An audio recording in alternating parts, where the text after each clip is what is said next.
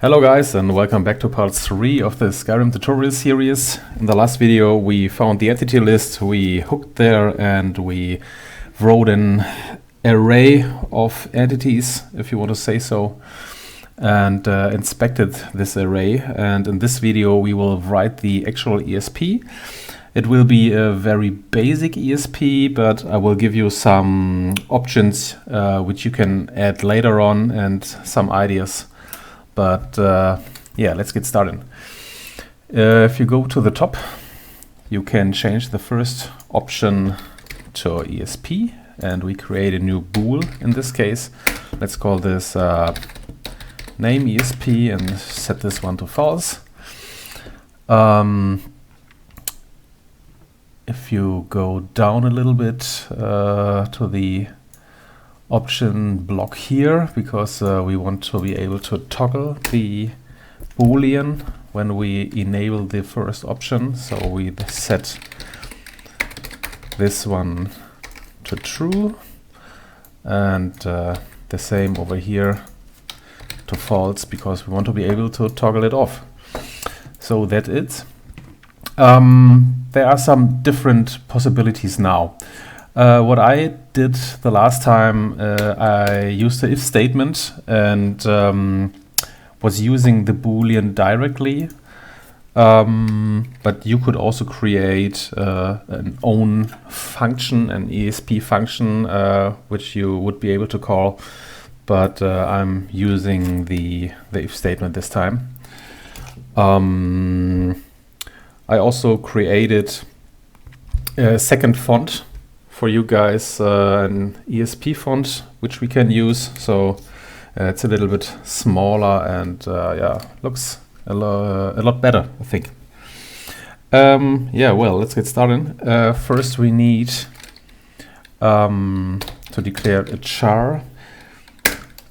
Normally you should do this in the top of the file together with the other declarations, but I'm doing this here now for a better overview, and so you can see it very compact.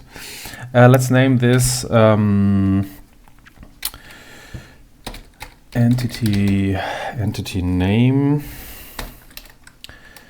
and we also need to declare float matrix, which is basically for the view matrix.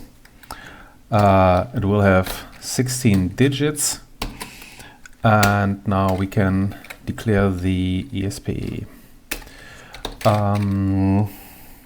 This will be name ESP. So what we do first is, in this case, we want to be able to include the view matrix, which we will find in a second. It's p byte, and we don't know the address yet, so I just leave it blank, and it will be size of, in this case, the matrix, and that should be it. Yeah. We will do a loop now, because we are going to loop through our array now, and this can look like this, for example. I know hard coding values is a bad habit, but in an open world game where you have tons and tons and tons of enemies, and I made the experience that it's much easier to use a fixed value. At least I never had problems with this one. I also tried to read the current amount of entities, but yeah, I had problems with this one, because somewhere vanishing due to storyline dialogues, but didn't vanish from the lists, from the entity lists, and yeah, in the end you were writing names from people which doesn't exist anymore, and so on. So I tend to use a fixed number. Just before you cry that I'm using a hard-coded number here. So for the if statement, in this case, let's say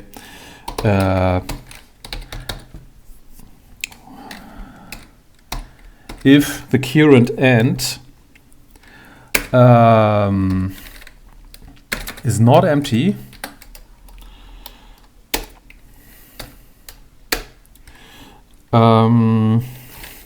we declare vector 2. The vector 2 will be the result which we get from the wall to screen, and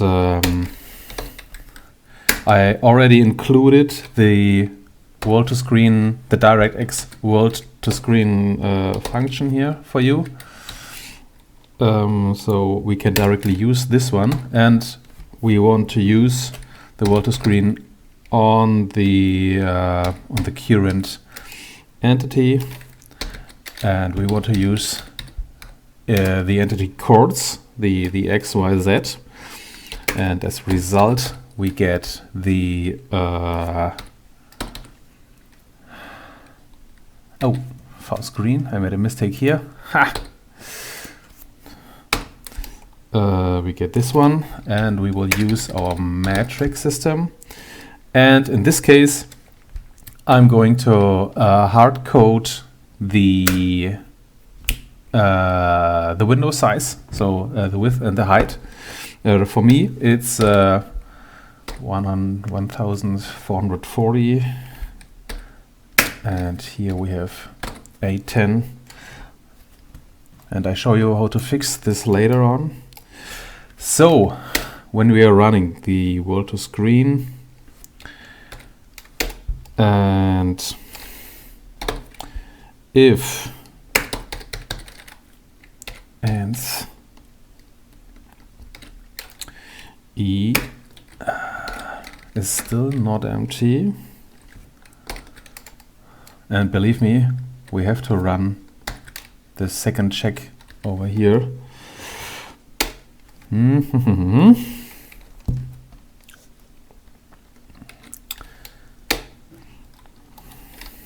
And the entity name which we declared before, we can now say, okay, from the current entity, we go into the name pointer and we want the actual name. Okay, so entity name will be the current entity name in this case, and we want to draw also, and I included a draw string function for you, so you can use this one. In this case, you need a name, then we have foul screen, in this case it's the X, and of course we also want the Y.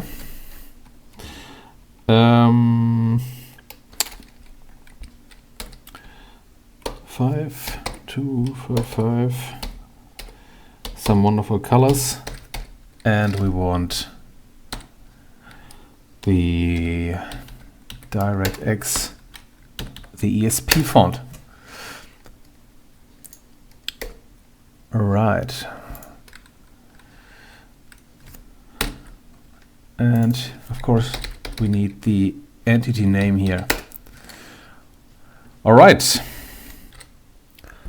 I'm going to show you now how you can create a very simple 3D effect, a shadow outline effect on your font without actually rendering the font. So what you're going to do is you copy this line 4 times more,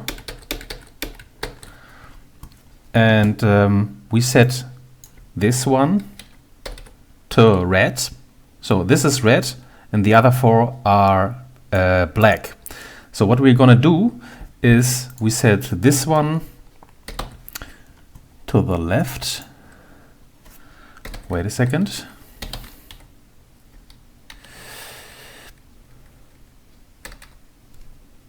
So this is also minus, this is +1, and this is +1. And what happens now is this is a little bit to the left, this will be a little bit to the right, and then we have one a little bit to the top and one a little bit down. And what you're going to do is you're placing the red one directly in the middle. And that's the reason you will have a black outline on your red font. So what we have to do now is we have to quickly find the view matrix, otherwise it won't work.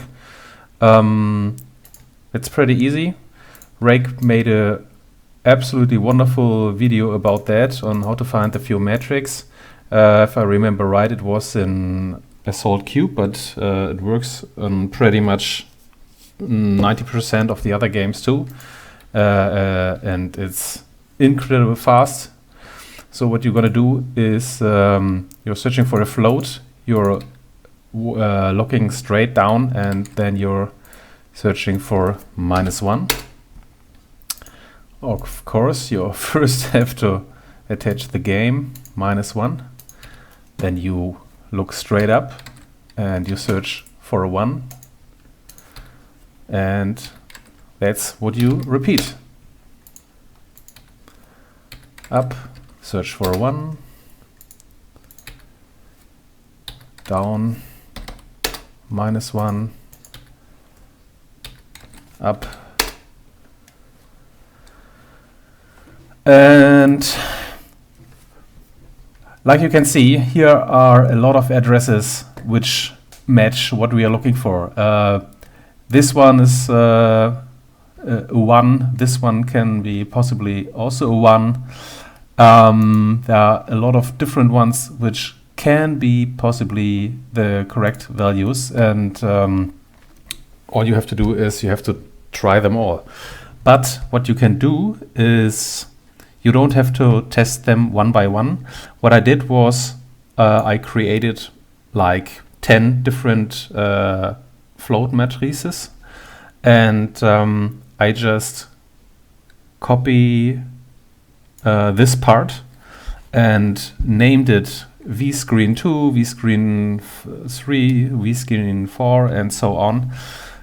Same with the entity names, and then you're just drawing a 1 or a 2 or a number 3 or 4, for example. So when you're running the ESP and one of them is actually on the correct spot, you see directly which one of your matrices or your Volto screens is the correct one. In this case, number 4, for example.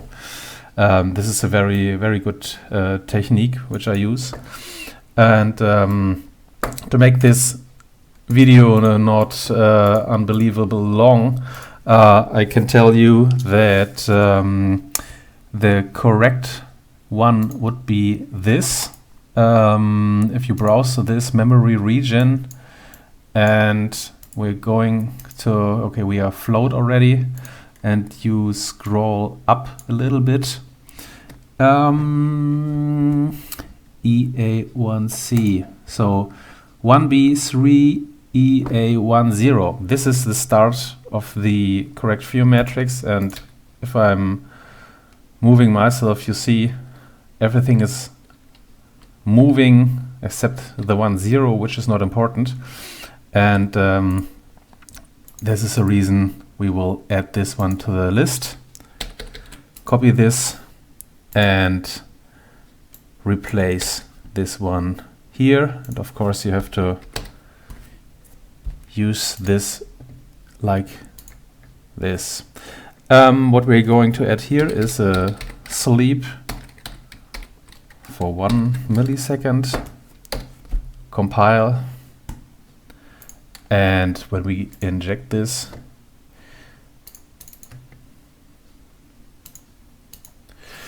and we run the ESP, you can see that it's perfect. Ralof. And of course, guided hacking.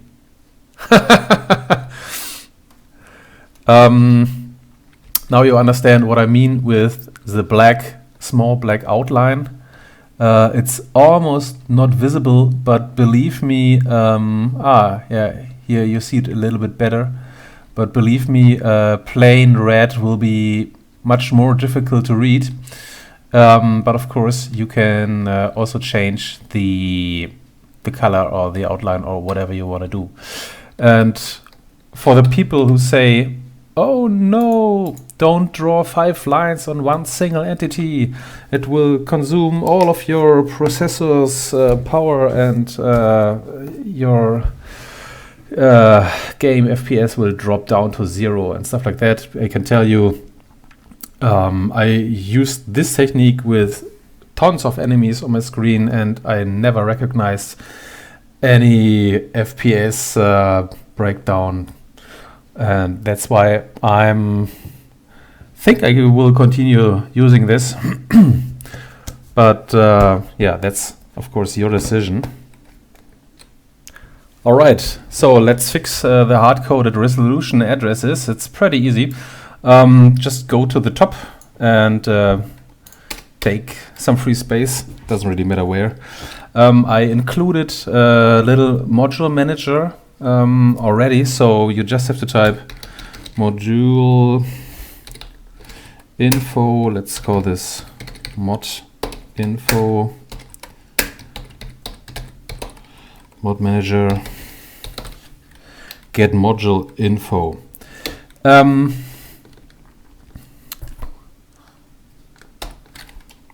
At this point, you need to write down the exe name from the process, not the window name again. So don't mix this up.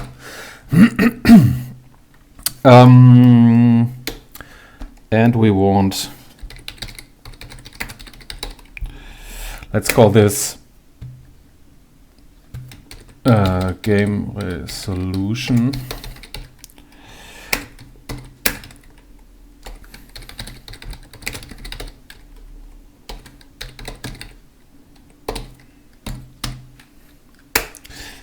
Right. So this is not totally complete because there is one address missing right now,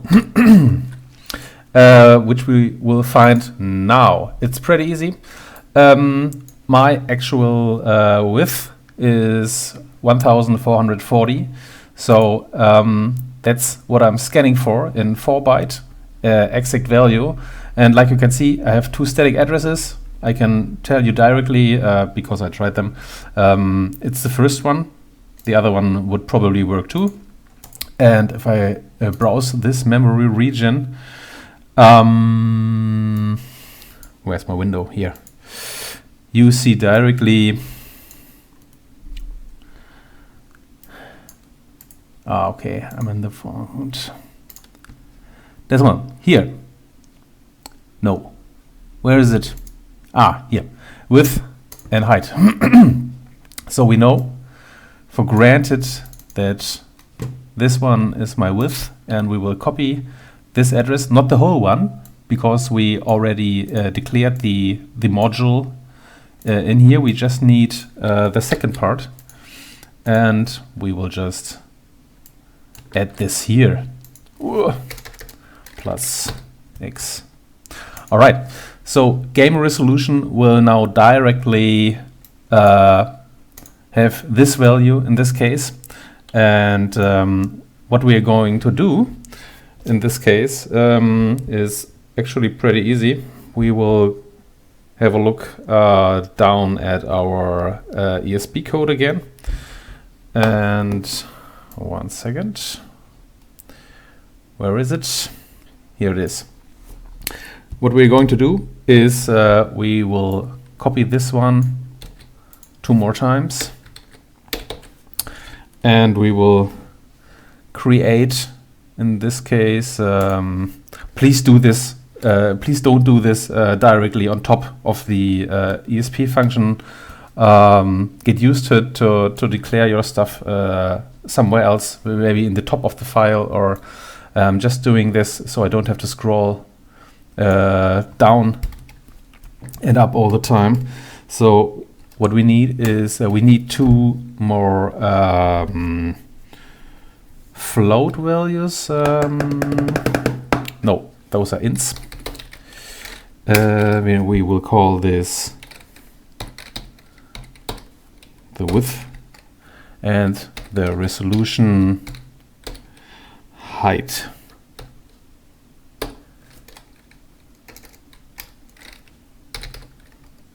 All right. So what we're going to do is this will be the width.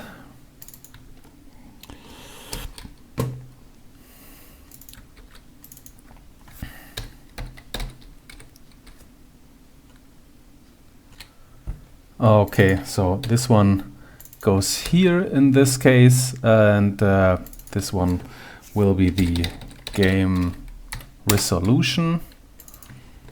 And for the height, we have in brackets the game resolution plus hex 4.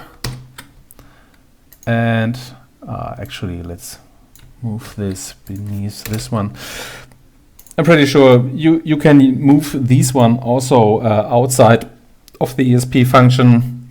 Yeah, I tend to use them in there. It's probably back practice, but yeah, just so you heard this before. Let me have a quick look. Right, this one will replace this one, and the height is, of course, this one. Okay, let's test this, but I'm pretty sure it will work as intended. Okay. There are some small things I have to talk with you about the ESP. It might work right now, it's pretty basic, but I can assume if you run this for maybe 5 minutes, maybe 20 minutes, your game will crash, and I will tell you the reason in a second, and also how to fix this. Interesting. Okay, let's run the ESP. Yeah, it works, and we don't have any hard-coded resolutions anymore. Awesome. I will tell you now 3 important things you have to keep in mind if you want to get this ESP perfectly running. The first run I'm going to show you in reclass. I made the experience when I first coded the ESP that it was running fine, and then for some reason the game was crashing, and I was debugging and debugging and debugging, and later on I found out what I'm going to show you now. What you see here is an entity. Okay, let me subtract the Z coordinate real quick. Was just wondering.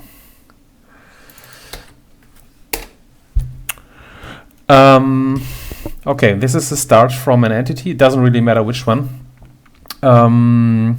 This is the name pointer, and on here you see the coordinates starting. And a little bit below, you see these 4 pointers. And I made the experience that whenever the game was crashing, it tried to read a name or coordinates from, let's say, a puppet which the game used in an NPC fight, or some of the characters are not real, if you want to say so. They are just used for the storyline and stuff like that. And these characters often don't have these 4 pointers here. So whenever entity has these 4 pointers, it is a real entity. It has a name. It has health, probably, and some other configurations just real characters have. So what you have to do, and this is your job, you can add this to the reclass file I gave you. You have to add these 4 pointers as I called them validation pointers from 1 to 4, for example. And you have to make sure in your code somewhere, probably around here, before the world to screen happens, that these 4 pointers are not 0. If you do this, you can get at least this problem out of the way. What the problem you have also is when the array is full, it won't draw any more entities. So you have to empty the array from time to time. What I did, for example, was I made a loading screen check. So whenever I was on the loading screen from the game, I searched for, I think it was a 1. And when I was in game, I searched for changed value. And basically, whenever I was on the loading screen, I empty my whole array back to 0, and then the character gets moved to another level or an interior or something else. The array gets filled again. So this is something you can do. And also I made another Boolean called first run or something like this, directly over here, which will empty the whole array when the ESP option is toggled for the first time. So whenever the option is off and is toggled on, it will clear the whole array. And yeah, this is working for me like this.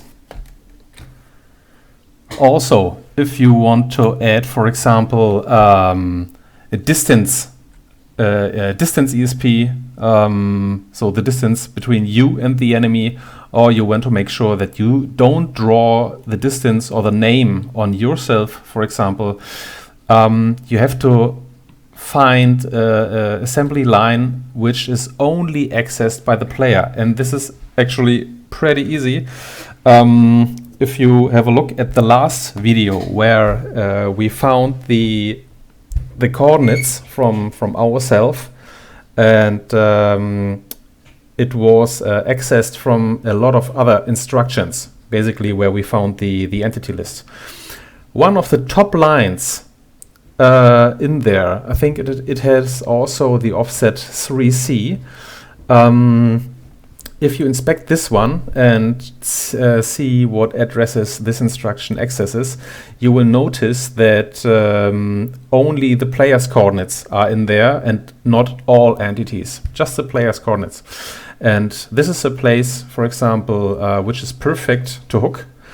And yeah, then you just get your coordinates, and also you know that only the player is accessing this, and you can directly grab your name, the player name, from there, and then you can make a check in here, for example, and say only if the entity name is not like I don't know what you declared player name or something like this. And also you can make the calculations, the distance calculations then here, for example, and make sure that you only draw entities within 100 meter range, for example. yeah, this is it so far, ESP related. The next video I will probably go about the NoClip, aka fly hack, and hope to see you soon. Have a good day.